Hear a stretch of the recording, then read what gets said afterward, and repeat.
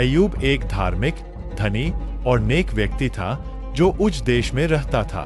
उसके पास 7 बेटे, 3 बेटियां, बहुत सारी संपत्ति और कई नौकर चाकर थे।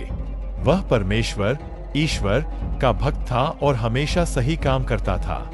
एक दिन स्वर्ग में शैतान ने परमेश्वर से कहा कि अय्यूब केवल इसलिए भक्त है क्योंकि वह सुखी और धनी है।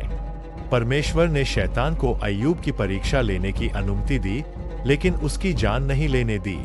शैतान ने अय्यूब की सारी संपत्ति, नौकरों और उसके बच्चों को नष्ट कर दिया। फिर भी अय्यूब ने परमेश्वर की भक्ति नहीं छोड़ी और कहा, प्रभु ने दिया, प्रभु ने लिया, प्रभु का नाम धन्य है। शैतान ने फिर अय्यूब के शरीर को भयानक रोग से पीड़ित कर दिया। उसका शरीर फोड़ों से भर गया और वह दुख में राख पर बैठ गया। उसकी पत्नी ने कहा कि वह परमेश्वर को त्याग दे, लेकिन अय्यूब ने जवाब दिया, क्या हम केवल सुख ही स्वीकार करें और दुख नहीं? मित्रों का तर्क। अय्यूब के 3 मित्र एलीफज, बिल्दद और सोफर उसे सांत्वना देने आए।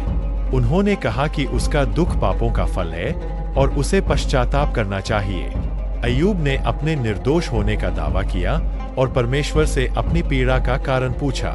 एक चौथा मित्र एलीहू बाद में शामिल हुआ और परमेश्वर की बुद्धि पर भरोसा करने की सलाह दी। परमेश्वर ने अय्यूब की भक्ति को स्वीकार किया और उसकी संपत्ति, स्वास्थ्य और परिवार को 2 गुना करके बहाल कर दिया। अय्यूब को 7 नए बेटे और 3 बेटियां मिली और वह लंबे समय तक सुखी जीवन जिया। अय्यूब की कहानी सिखाती है कि दुख के समय भी परमेश्वर पर भरोसा रखना चाहिए।